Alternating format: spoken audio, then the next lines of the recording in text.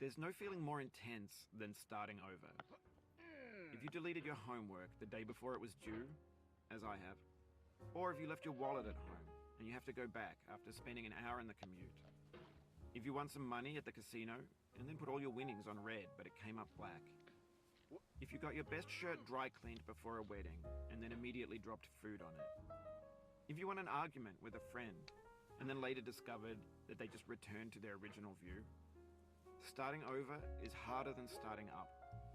If you're not ready for that, like if you've already had a bad day, then what you're about to go through might be too much. Feel free to go away and come back. I'll be here. Alright, thanks for coming with me on this trip. I'll understand if you have to take a break at any point. Just find a safe place to stop and quit the game. And don't worry, I'll save your progress, always, even your mistakes. This game is a homage to a free game that came out in 2002, titled Sexy Hiking. The author of that game was Jazuo, a mysterious Czech designer who was known at the time as the father of B games. And B games are rough assemblages of found objects. Designers slap them together very quickly and freely, and they're often too rough and unfriendly to gain much of a following. They're built more for the joy of building them than as polished products. In a certain way, Sexy Hiking is the perfect embodiment of a B game. It's built almost entirely out of found and recycled parts, and it's one of the most unusual and unfriendly games of its time. In it, your task is simply to drag yourself up a mountain with a hammer. And that act of climbing, in the digital world or in real life, has certain essential properties that give the game its flavor. No amount of forward progress is guaranteed. Some cliffs are too sheer or too slippery. And the player is constantly, unremittingly in danger of falling and losing everything. Anyway, when you start Sexy Hiking, you're standing next to this dead tree that blocks the way to the entire rest of the game. It might take you an hour to get over that tree, and a lot of people never got past it. You prod and you poke at it, exploring the limits of your reach and your strength, trying to find a way up and over. And there's a sense of truth in that lack of compromise. Most obstacles in video game worlds are fake. You can be completely confident in your ability to get through them once you have the correct method or the correct equipment or just by spending enough time. In that sense, every pixelated obstacle in Sexy Hiking is real. The obstacles in Sexy Hiking are unyielding, and that makes the game uniquely frustrating. But I'm not sure Jazuo intended to make a frustrating game. The frustration is just essential to the act of climbing, and it's authentic to the process of building a game about climbing. A funny thing happened to me as I was building this mountain. I'd have an idea for a new obstacle, and I'd build it, test it, and it would usually turn out to be unreasonably hard. But I couldn't bring myself to make it easier. It already felt like my inability to get past the new obstacle was my fault, as a player rather than as a builder. Imaginary mountains build themselves from our efforts to climb them, and it's our repeated attempts to reach the summit that turns those mountains into something real. When you're building a video game world, you're building with ideas, and that can be like working with quickset cement. You mold your ideas into a certain shape that can be played with, and in the process of playing with them, they begin to harden and set until they're immutable, like rock. And at that point, you can't change the world, not without breaking it into pieces and starting fresh with new ideas. For years now, people have been predicting that games would soon be made out of prefabricated objects, bought in a store and assembled into a world. And for the most part, that hasn't happened, because the objects in the stores are trash. I don't mean they look bad or that they're badly made, although a lot of them are. I mean they're trash in the way that food becomes trash as soon as you put it in the sink. Things are made to be consumed and used in a certain context, and once the moment is gone, they transform into garbage. In the context of technology, those moments pass by in seconds. Over time, we've poured more and more refuse into this vast digital landfill that we call the internet. It now vastly outnumbers and outweighs the things that are fresh and untainted and unused. When everything around us is cultural trash, trash becomes the new medium, the lingua franca of the digital age. And you can build culture out of trash, but only trash culture.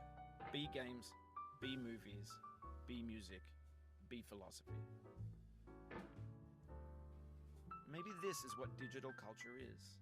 A monstrous mountain of trash, the ash heap of creativity's fountain. A landfill with everything we ever thought of in it. Grand, infinite, and unsorted. There's 3D models of breakfast, Gen X's fanfic novels, Scan magazines, green screen Shia LaBeouf, banned snuff scenes on LiveLeak. Facebook's got lifelike bots with unbranded adverts and candid shots of Kanye and Taylor Swift mashups, car crash epic failed GIFs, Russian dashcam vids, discussions of McRibs, discarded, forgotten, unrecycled, muddled, rotten, untitled. Everything's fresh for about 6 seconds, until some newer thing beckons, and we hit refresh. And there's years of persevering, disappearing into the pile, out of style, out of sight. In this context, it's tempting to make friendly content that's gentle, that lets you churn through it but not earn it. Why make something demanding if it just gets piled up in the landfill, filed in with the bland things? When games were new, they wanted a lot from you. Daunting you, taunting you, resetting and delaying you. Players played stoically. Now everyone's turned off by that. They want to burn through it quickly, a quick fix for the fickle, some tricks for the clicks of the feckless. But that's not you, you're an acrobat. You could swallow a baseball bat. Now I know, most likely you're watching this on YouTube or Twitch, while some dude with 10 million views does it for you. Like a baby bird being fed chewed up food. That's culture too. But on the off chance that you're playing this, what I'm saying is, trash is disposable, but maybe it doesn't have to be approachable. What's the feeling like? Are you stressed? I guess you don't hate it if you got this far. Feeling frustrated? It's underrated. An orange is sweet, juicy fruit locked inside a bitter peel. That's not how I feel about a challenge. I only want the bitterness. It's coffee. It's grapefruit. It's licorice. It feels like we're closer now. Composer and climber, designer and user. You could have refused, but you didn't. There was something in you that was hidden, that chose to continue. It means a lot to me that you've come this far, endured this much. Every wisecrack, every insensitivity, every setback you've forgiven me is a kingly gift that you've given me. We have the same taste, you and I. It's not ambition, it's ambition's opposite. An obdurate mission to taste defeat. You'll feel bad if you win, so I put this snake in for you. Have you thought about who you are in this? Are you the man in the pot, Diogenes? Are you his hand? Are you the top of his hammer? I think not. Where your hand moves, the hammer may not follow, nor the man, nor the man's hand. In this you're his will, his intent, the embodied resolve in his uphill ascent. Now, you've conquered the ice cliff, the platforms, the church, and the rectory, the living room and the factory, the playground, the construction site, the granite rocks, and the lakeside. You've learned to hike. There's no way left to go but up, and in a moment I'll shut up. But let me say, I'm glad you came. I dedicate this game to you, the one who came this far. I give it to you with all my love.